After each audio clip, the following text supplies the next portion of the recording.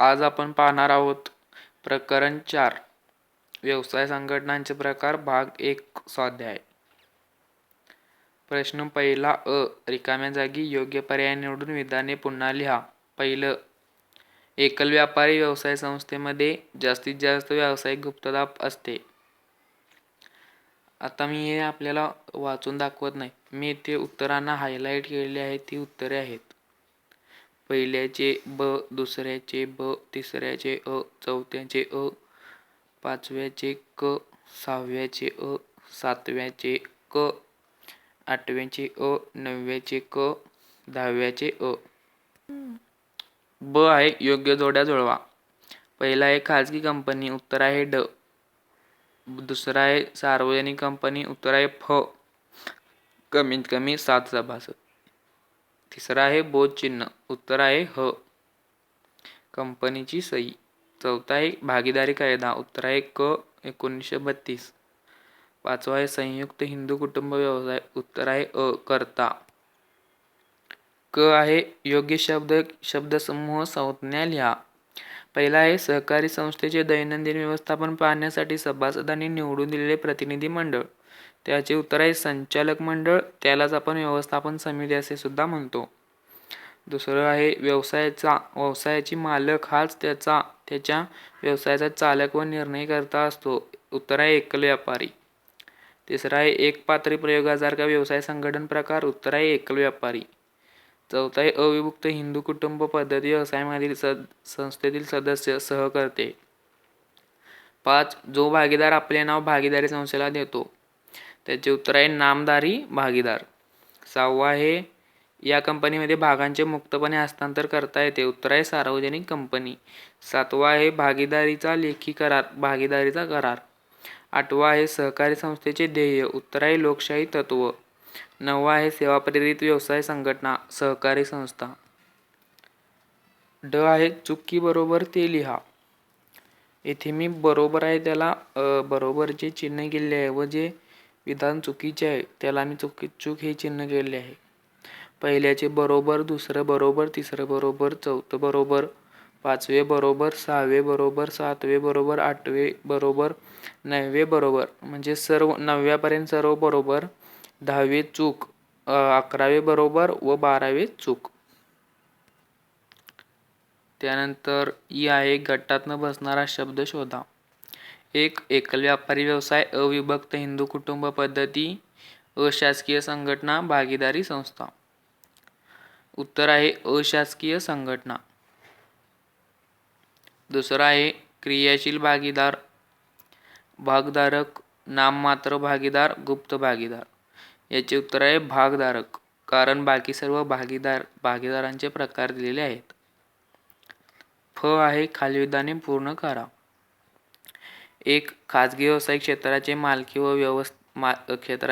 व व्यवस्थापने खाजगी क्षेत्राकडे असते.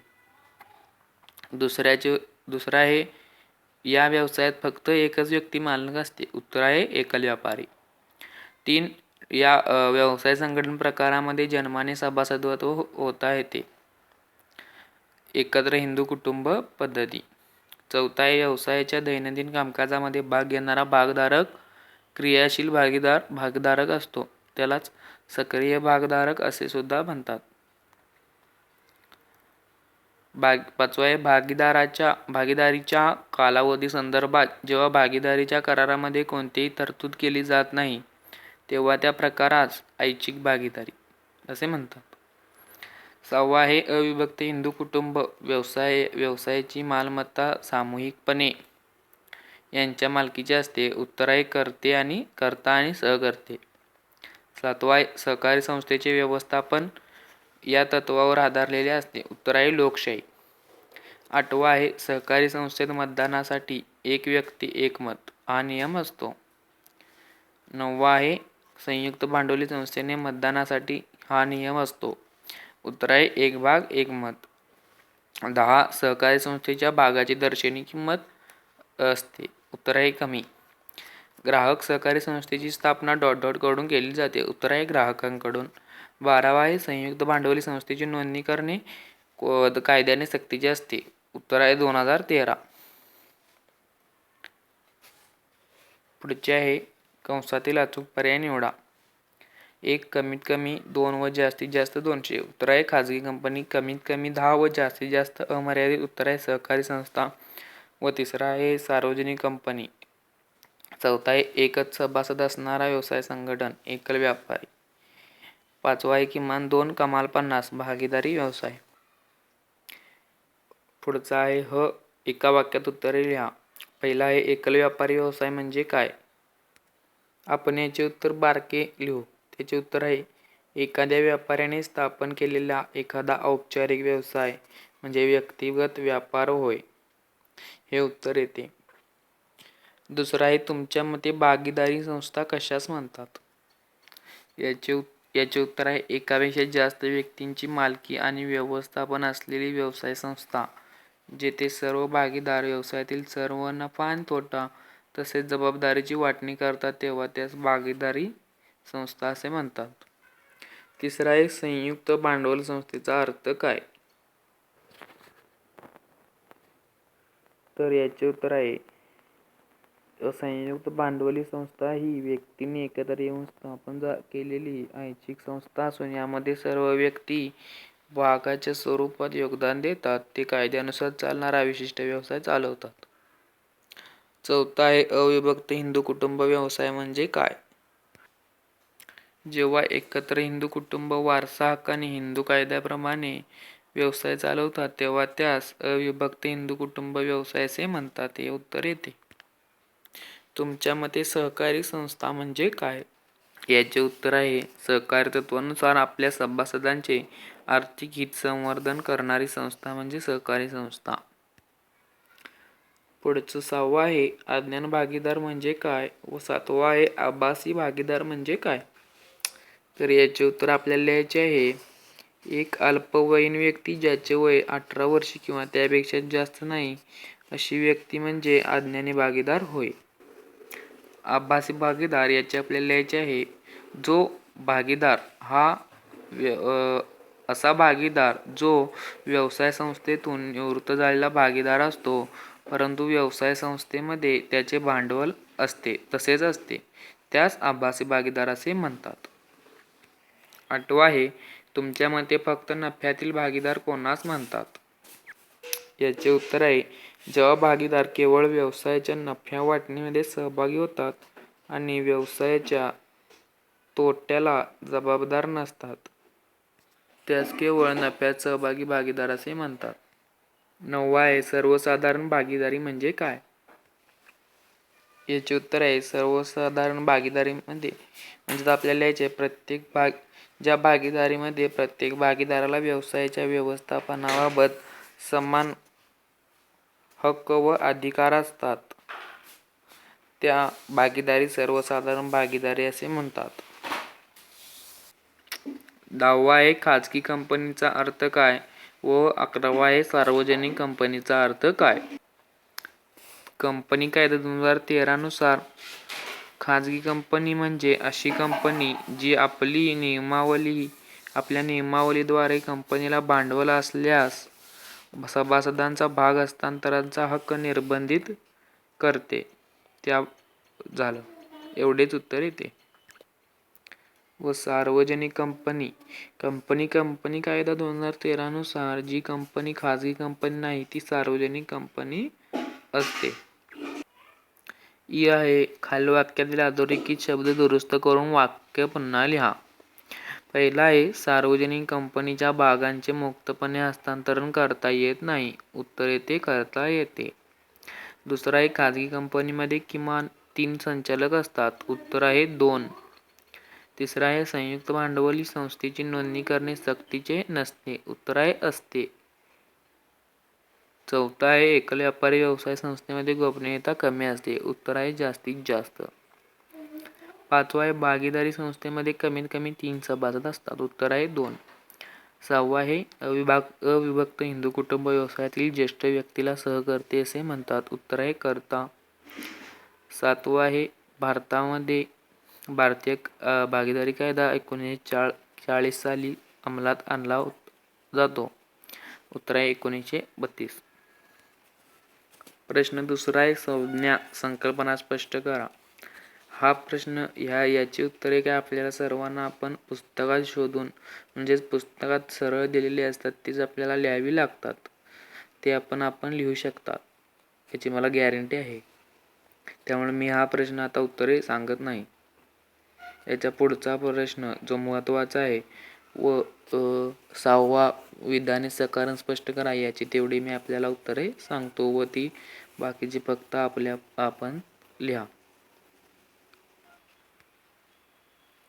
प्रश्न 3रा आहे खालील घटना परिस्थितीचा अभ्यास करून आपले मत लिहा.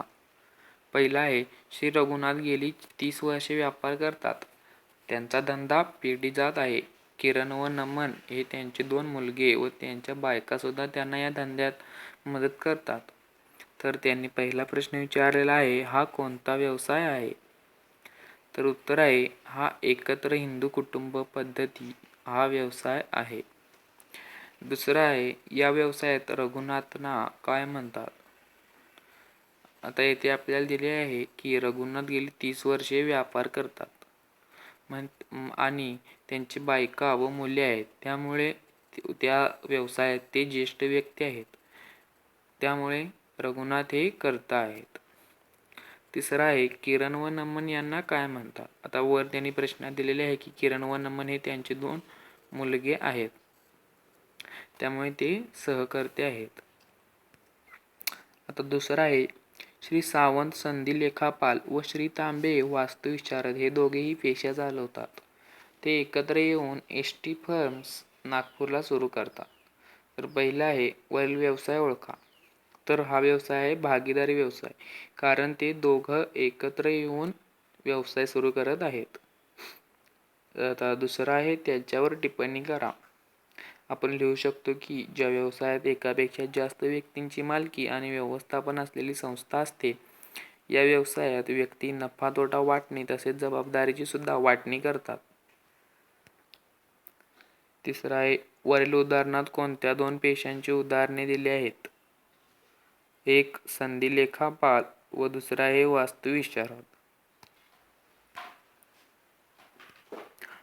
प्रश्न 4था आहे फरक स्पष्ट करा.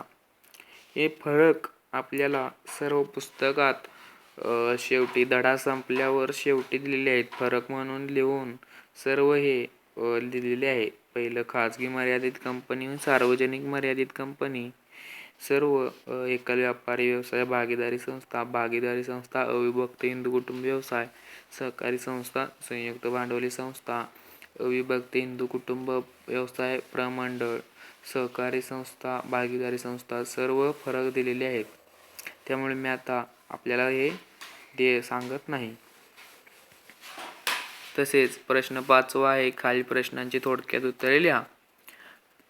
पहिला आहे एकल व्यापारी संस्थेची कोणतीही 4 वैशिष्ट्ये. हे तर आपल्याला सरळ वैशिष्ट्ये एकल व्यापारी मुद्दा आहे त्याच्यात वैशिष्ट्ये म्हणून देऊन सर्व त्याची वैशिष्ट्ये दिलेली आहेत. त्यामुळे ते तुम्ही लिहा. दुसरं आहे भागीदाराचे कोणतेही 4 प्रकार सांगा. ते सुद्धा आपल्याला प्रकार म्हणून एक चौकट करून असे बाण करून आपल्याला सर्व प्रकार दिले आहेत. त्यातील आपल्याला कोणतेही 4 प्रकार लिहायचे आहेत. तिसरा आहे सहकारी संस्थेचे कोणतेही 4 प्रकार सांगा. आता सहकारी संस्थेचे आपल्याला तसेच दिलेले आहे. चौथा आहे संयुक्त हिंदू कुटुंब व्यवसायाचे कोणतेही 4 फायदे लिहा. तर संयुक्त हिंदू कुटुंब व्यवसायाचे 4 फायदे लिहायला सांगितलेले आहेत. आता आपल्याला संयुक्त हिंदू कुटुंब यामध्ये आपल्याला त्यांनी पहिल्यांदा वैशिष्ट्ये, त्यानंतर गुण म्हणजेच फायदे हे आपल्याला लिहायचे आहे. 5वा आहे संयुक्त भांडवली संस्थेचे कोणतेही 4 दोष सांगा. हे सुद्धा आपल्याला पुस्तकात दिलेले आहे. आता मी आपल्याला प्रश्न 6वा खालील विधाने सकारण स्पष्ट करा हे सर्व उत्तरे आपल्याला मी लिहिलेली दाखवणार आहे. खालील विधाने सकारण स्पष्ट करा. पहिला आहे एकल व्यापाराची जबाबदारी अमर्यादित असते. त्याचे उत्तर आहे पहिला मुद्दा एकल व्यापारी व्यवसायात जबाबदारी व मालकी एकट्यापुरतीच असते. 2 या व्यापाराची मालकी व्यक्तिगत असल्याने नफ्यात किंवा धोक्याच्या जबाबदारीत वाटेकरी नसतो.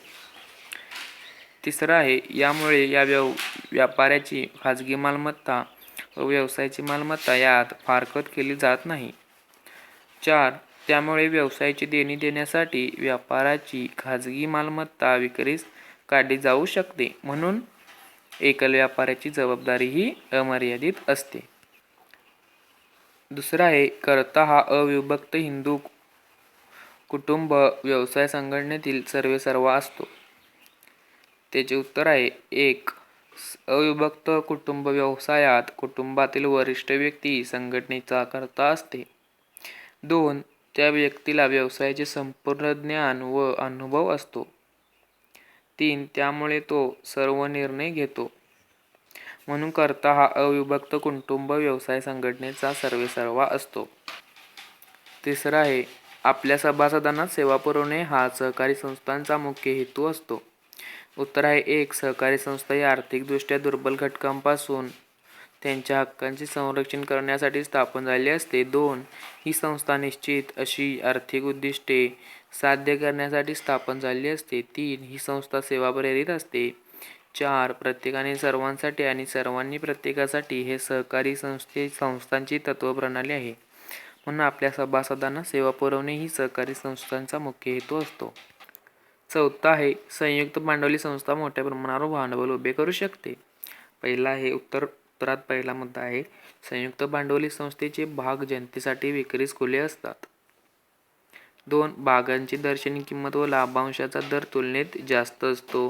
3. संयुक्त भांडवली संस्थेची मोठ्या प्रमाणात प्रसिद्धी करून मोठ्या प्रमाणावर भांडवल उभारणीसाठी जनतेकडून ठेवी स्वीकारल्या जातात. 4. आहे, तसेच कर्जरोख्यांची विक्री सुरू केली जाते. म्हणून संयुक्त भांडवली संस्था मोठ्या प्रमाणावर भांडवल उभे करू शकते. 5. अविभक्त हिंदू कुटुंब व्यवसायामध्ये सहकाऱ्यांची जबाबदारी मर्यादित असते. 1.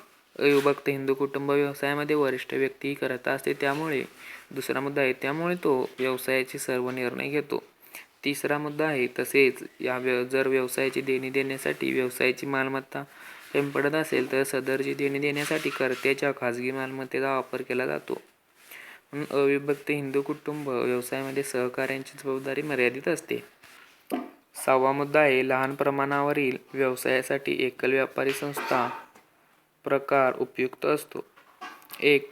लहान प्रमाणावरील व्यवसाय करण्यास अल्प भांडवल लागते, त्यामुळे एकटी व्यक्ती हे भांडवल गुंतवू शकते. 2. लहान प्रमाणावर व्यवसाय असल्याने नफा सुद्धा कमी प्रमाणावर मिळतो. तिसरा मुद्दा आहे, तसेच एकटा मालक असल्याने त्वरित निर्णय घेऊन तो व्यवसाय मोठा करू शकतो. म्हणून लहान प्रमाणावरील व्यवसायासाठी एकल व्यापारी संस्था प्रकार उपयुक्त असतो. 7वा आहे, सहकारी संस्था लोकशाही तत्त्वांचे पालन करते. 1. सहकारी संस्था हे व्यक्तींचे संघटन आहे. 2. या संस्थेचे व्यवस्थापन ही व्यवस्थापन समिती चालवते. 3. या समितीतील सदस्यांना सभासद निवडून देतात. 4. हे सदस्य बहुमताने निवडून दिले जातात. म्हणून सहकारी संस्था लोकशाही तत्त्वांचे पालन करते. 8वा आहे, संयुक्त भांडवली संस्थेमध्ये मालकी व व्यवस्थापन यात फारकत केली जाते. 1. संयुक्त भांडवली संस्थेचे व्यवस्थापन हे संचालकांच्या हाती असते. 2. संचालक हे सभासदांनी निवडून दिलेले प्रतिनिधी असतात. 3. परंतु दैनंदिन कामकाज पाहण्यासाठी व्यावसायिक व्यक्तींची नेमणूक असते. म्हणून संयुक्त भांडवली संस्थेमध्ये मालकी व व्यवस्थापन यात फारकत केली जाते. 9. खाजगी कंपनीत आपल्या भागांचे मुक्तपणे हस्तांतरण करता येत नाही. 9. खाजगी कंपनीत आपल्या भागांचे मुक्तपणे हस्तांतरण करता येत नाही. 1. कंपनी कायदा 2013 नुसार खाजगी कंपनीसाठी नियमावली आहे. 2. त्यामध्ये सहभागांचा भाग हस्तांतरणाचा हक्क निर्बंधित केला आहे. 3. तसेच संस्थेची सभासद संख्या 200 पर्यंत मर्यादित आहे. म्हणून खाजगी कंपनीत आपल्या भागांचे मुक्तपणे हस्तांतरण करता येत नाही. 10. भागीदारी संस्थेतील सर्व भागीदार संयुक्तपणे मालक असतात. 1. भागीदारी संस्थेची स्थापना अनेक व्यक्ती एकत्र येऊन करतात. 2. अधिक व्यक्ती एकत्र आल्यामुळे ते लेखी किंवा तोंडी करार करतात. 3. यामध्ये त्यांची मालकी, नफा तोटा प्रमाण इत्यादी नमूद केलेले असते. म्हणून भागीदारी संस्थेतील भागीदार संयुक्तपणे मालक असतात. 11वा आहे, क्रियाशील भागीदार भागीदारी संस्थेच्या दैनंदिन कामकाजात भाग घेतो. 1. जो भागीदार संस्थेच्या दैनंदिन कामकाजात सक्रियपणे सहभाग घेतो त्यास क्रियाशील भागीदार म्हणतात. 2. या भागीदाराची भांडवल नफ्या-तोट्याच्या वाटणी अमर्यादित संयुक्त वैयक्तिक जबाबदारी असते. म्हणून क्रियाशील भागीदार भागीदारी संस्थेच्या दैनंदिन कामकाजात भाग घेतो. प्रश्न 7 आहे. खालील प्रश्न सोडवा. 1. सहकारी संस्थेचे विविध प्रकार सांगा. 2. संयुक्त भांडवली संस्थेची वैशिष्ट्ये सांगा. 3. सहकारी संस्थेची वैशिष्ट्ये लिहा. हे आपल्याला आपण पुस्तकात बघून लिहू शकता. प्रश्न 8 आहे. खालील प्रश्नांची उत्तरे लिहा. ही सुद्धा आपण उत्तरे लिहू शकता. धन्यवाद.